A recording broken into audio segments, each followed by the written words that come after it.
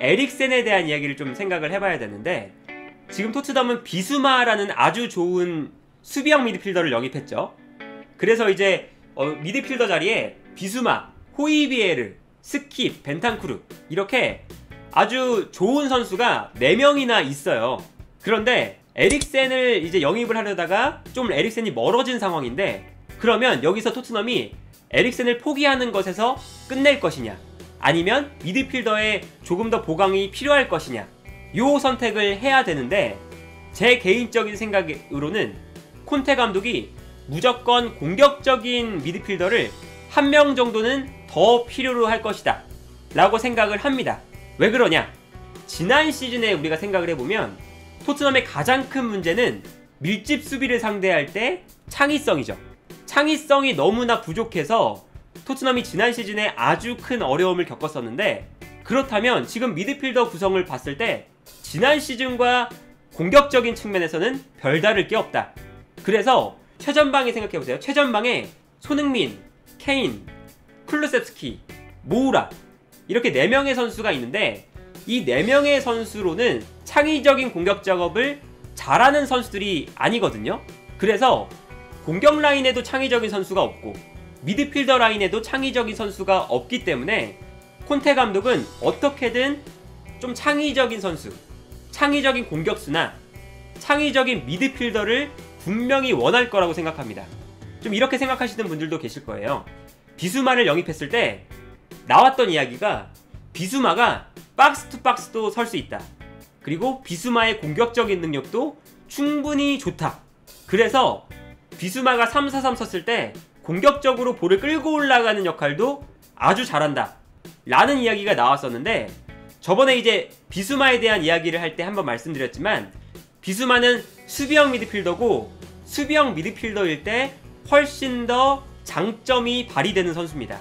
그러니까 이제 비수마의 데이터를 보면요, 비수마가 지난 시즌에 수비적인 수치가 너무 좋았어요. 그래서 토트넘의 미드필더들과 수비적인 수치를 비교해보면 태클 성공 횟수도 비수마가 가장 좋고, 인터셉트도 가장 좋고, 볼경합 상황에서의 승률도 가장 좋아요.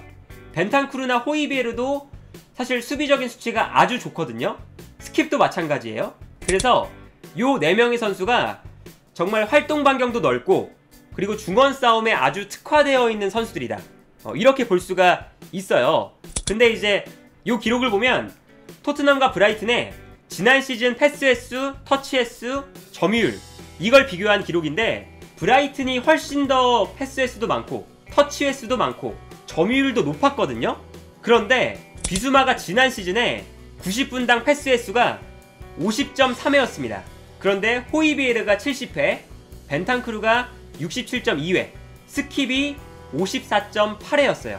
이 기록을 살펴보면요, 분명히 브라이튼이 훨씬 더 점유율이 높았는데 오히려 호이비에르, 벤탄쿠르, 스킵이 비수마보다 패스 횟수가 많죠.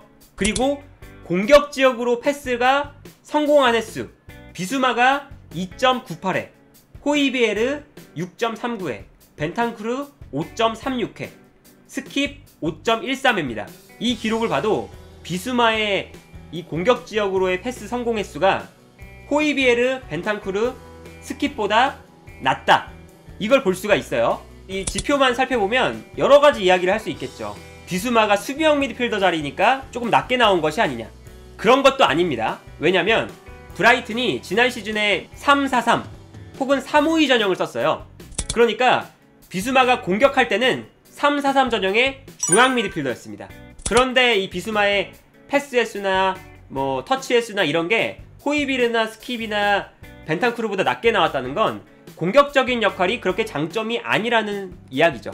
여기서 이제 우리가 알 수 있는 건 뭐냐, 비수마, 호이비에르, 아무래도 다음 시즌에 주전 중앙 미드필더가 되겠죠. 근데 이 두 명의 선수를 놓게 되면 답답한 공격이 반복될 수도 있다.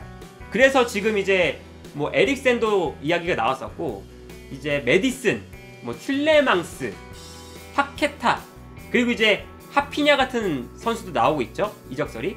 이런 선수들이 이적설이 왜 나오냐면 조금 더 창의적인 유형의 선수가 토트넘에 필요하기 때문이거든요. 이렇게 3-5-2 전형을 쓸 때 비수마가 맨 뒤에 있고 호이비에르가 살짝 위에 올라오니까 호이비엘의 공격력을 좀 살리면 되지 않을까. 호이비에르가 국가대표팀에서는 훨씬 더 공격적인 역할을 맡으면서 잘해주고 있거든요. 근데 호이비에르의 스타일은 뭐냐? 공격적으로 올라갔을 때 호이비에르가 창의적인 플레이를 하기보다는 공간으로 침투해 들어가거나 아니면 좀 더 활발하게 움직여주면서 수비를 끌고 움직여주는, 그러면서 공격적인 역할의 장점을 보여주는 선수거든요. 그래서 호이비에르도 공격적인 역할을 맡았을 때 창의적인 유형의 선수는 또 아니에요. 이제 그러다 보니까 비수마, 호이비에르 이렇게 352 전형을 쓸 때 이렇게 미드필더 라인이 배치가 되면 요 한 자리, 요 자리 정도에는 공격적인 선수가 분명히 필요합니다.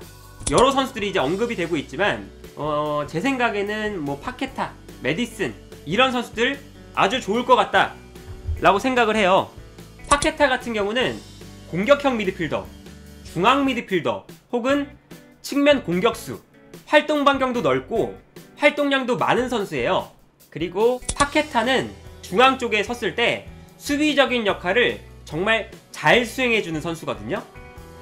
파케타 같은 경우는 352 시스템을 쓸 때 비수마, 호이비에르, 파케타 이렇게 설 수가 있거든요. 그래서 우리가 파케타를 생각할 때 왠지 파케타가 창의적인 선수니까 뭔가 좀 게으르거나 수비에 가담을 안 할 것 같고, 이런 이제 우리가 생각을 갖고 있는데, 리옹에서 보면요 파케타가 엄청나게 뛰어다니면서 수비적인 역할에 헌신적인 선수예요.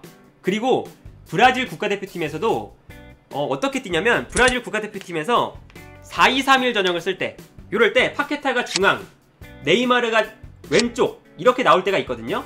그런데 이때 네이마르가 중앙으로 들어오고 파케타가 측면에 배치됩니다. 그래서 4-4-2 전형 정도로 이제 서요. 요 중원 싸움도 사실 이렇게 되면 좀 부족하잖아요. 파케타가 측면에 있다가 중앙에 있다가 왔다 갔다 해주면서 수비적으로 엄청나게 많은 가담을 해줘요. 그래서 요 파케타의 영입이 이루어진다면 아까 말씀드렸던 토트넘이 좀 중원에서 부족한 창의성을 더해주면서 수비적인 밸런스도 잃지 않는 결과가 될 수가 있다. 그리고 여기에 대해서 메디슨도 마찬가지죠. 메디슨도 레스터시티에서 보면 정말 열심히 뛰어주면서 창의적인 패스를 많이 뿌려주는 선수니까 메디슨도 352 전형을 만들 때 적합한 프로필이다 이렇게 볼 수가 있겠고요. 그리고 이제 공격형 미드필더 자리에 영입을 하지 않는다면, 물론 이제 하피냐가 아스날과 좀 가까워졌다는 소식이 있지만, 하피냐처럼 창의적인 선수를 아예 공격 지역에서 한 명 추가를 해서 공격 지역에 창의적인 선수를 배치하는 방법, 이런 방법도 있지 않겠느냐. 뭐 그렇게 되면은 하피냐, 클루셉스키, 손흥민, 케인 요 4명의 선수를 이제 공격 라인에 구축을 하게 되겠고, 그리고 이제 클루셉스키와 하피냐가 로테이션을 좀 도는 이러한 형태가 되겠죠. 그리고 이제 제 개인적인 좀 뭐랄까 추측을 해보자면, 토트넘 내부에서 에릭센의 영입을 후순위로 두겠다 이렇게 판단한 거에는 아마도 콘테 감독이 중요하게 생각하는 수비적인 밸런스에 대한 측면도 분명히 있을 거예요. 에릭센이 수비적인 가담이나 수비적인 스킬이 뛰어난 선수는 아니거든요. 중원 싸움을 할 때는 그렇게 좋은 선수가 아니에요, 에릭센이. 그러다 보니까 352 전형을 만들었을 때 에릭센 쪽에서 좀 수비적인 밸런스가 무너질 수가 있다. 그렇다면 창의적인 선수가 생기는 건 좋은데, 콘테 감독의 축구는 수비적인 밸런스가 첫 번째이기 때문에 에릭센이 수비적인 밸런스를 망치면 이건 또 안 된다. 이렇게 좀 판단을 했을 수도 있거든요. 은돔벨레를 안 쓰는 이유도 마찬가지예요. 은돔벨레가 창의적인 플레이를 잘하는 선수잖아요. 패스의 질도 아주 좋은 선수고. 그런데 은돔벨레가 만약에 352 전형을 쓰는데 여기 쓴다고 해보세요. 그러면 수비적인 가담 거의 안 합니다.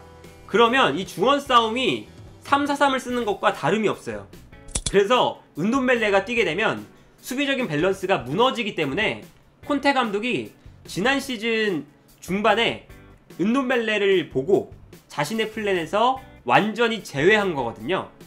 콘테 감독은 이 은돔벨레처럼 수비적인 그런 생각을 거의 안 하는 선수를 원하지 않습니다.